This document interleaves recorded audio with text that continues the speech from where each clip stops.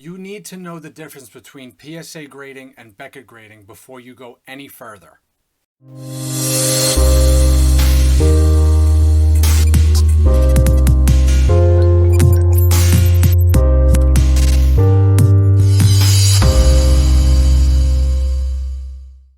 What's going on, guys? Nicky Sports Cards here, back with another video. Today we're going to talk about the difference between PSA grading versus Beckett grading. Now, these are things that a lot of people don't really know when they're purchasing their cards and they're purchasing their grading services. Now, just remember that PSA and Beckett are third-party grading services, and it greatly affects the price of the card that you have. But a couple of things you need to know before you buy your grading services is what exactly you're getting when you're getting a PSA versus a Beckett. Now, mind you, I'm not an expert, so there definitely is certain things I don't know. But the things I do know, I could pass on to you right now. Now, let's take this card, for example, right? Here we have a PSA 10 Giannis number 290. Very good card, pop value under 3,000. PSA grade goes for about $3,500 to $4,000. Now, this is a Gem Mint 10. See that right there, Gem Mint 10. Okay, there's no subgrading, anything like that. It's a 10. So, PSA grades on a 4-factor scale. Centering. Oh my God, I almost had a heart attack. It's just a scratch on the case. I apologize. The card is fine. So we have centering, edges, corners, and surface. Okay? When each grading service determines a grade, they both check those 4 things. So you have centering, surface, corners, and edges. So averaged out on this card, PSA grades this a 10. Now, does that mean every grade is a 10? No. That can mean there's 3 10s and a 9, or 2 9.5s, 2 10s. However they really average it out, that's really what makes the difference. The price with PSA technically should be cheaper than Beckett. However, PSA is more of a popular service.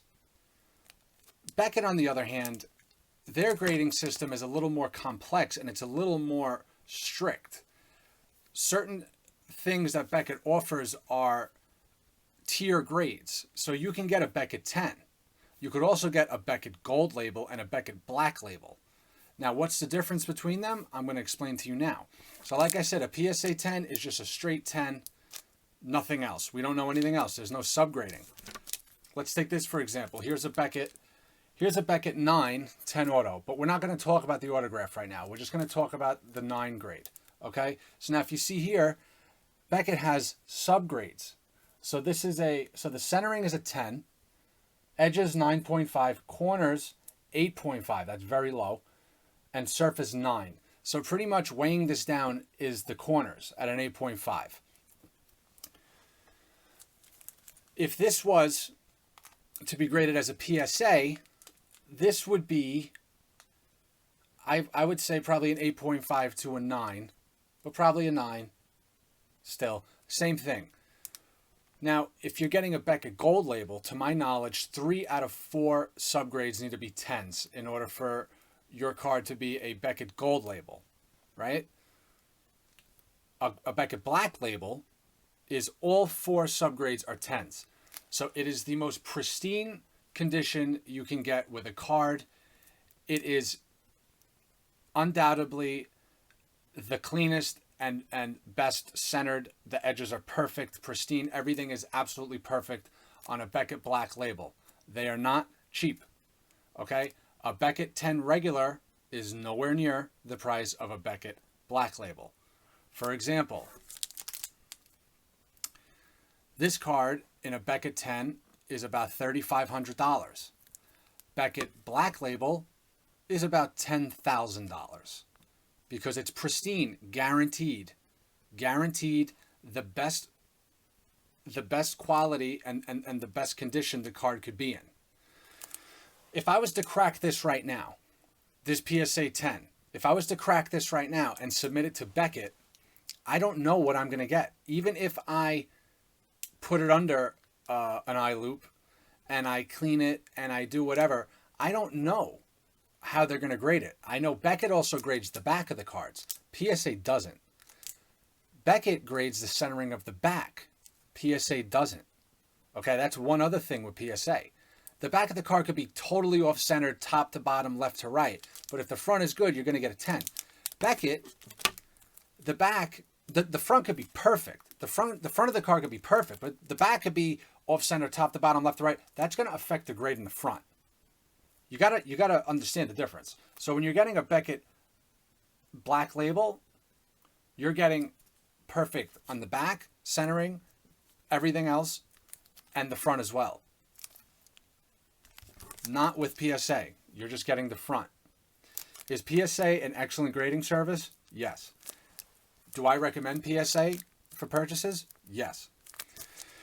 If you are more of a tedious collector, you have a little more money to spend, and you're into the gold and black labels, Beckett is the way to go, because Beckett, you're guaranteed.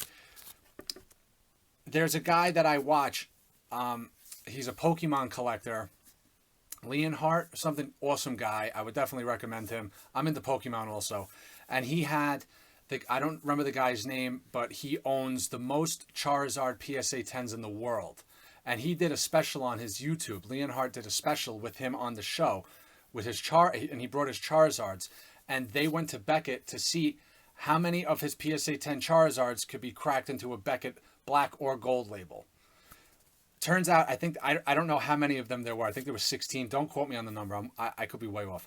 But none of them converted from PSA 10 to Beckett Black Label. That's how hard it is. So out of the 16, I think, PSA 10 Charizards that he had, not one made it to a Beckett Black Label. That is how crazy Beckett is in grading their Beckett Black Labels. And I love it. I love them for that, because they make the hobby one step funner, in my opinion, because it perfects the hobby.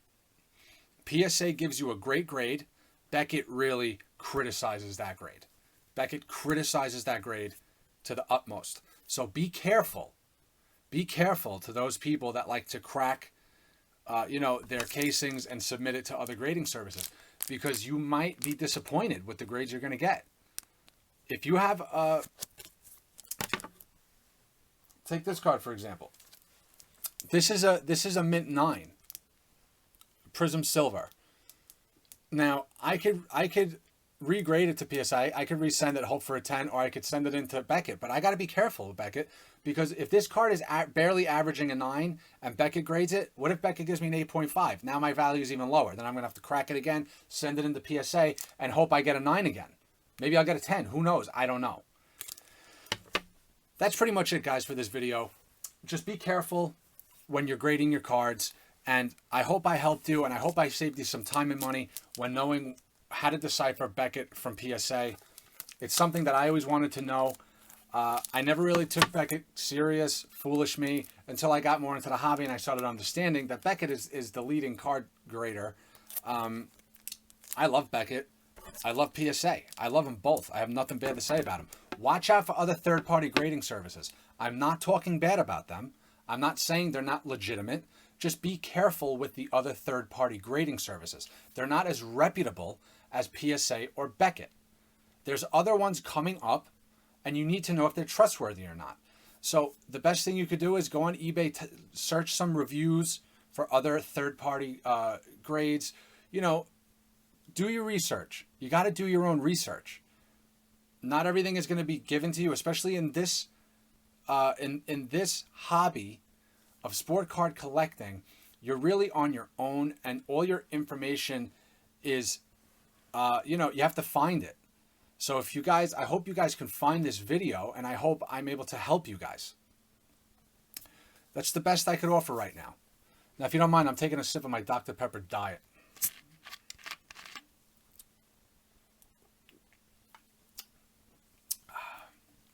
Some good stuff. Well, I don't know why I drink diet. I don't know. Do you really need to ask me that question? I like diet soda. I know it's not healthy for me. I know it makes my liver fatty. I don't drink it a lot.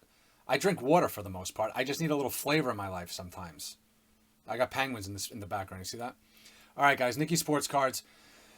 Instagram, Vandersports __. YouTube, Vandersports Cards. Check out my website, vandergentwear.com. Where does the word Vandergentwear come from? That's my clothing brand. But I put cards on it because I haven't been selling clothes in a while. So yeah, check out my website. I have my blog and my podcast, which I don't even do anymore. I'm going to start doing it. So anything you read and listen to on my site, it's when I was young and foolish and kind of like a punk. So you're not really going to get much there, but it's still pretty entertaining. Hope I helped you guys out, really. Like and subscribe, and happy collecting burgers, baseball, basketball all day.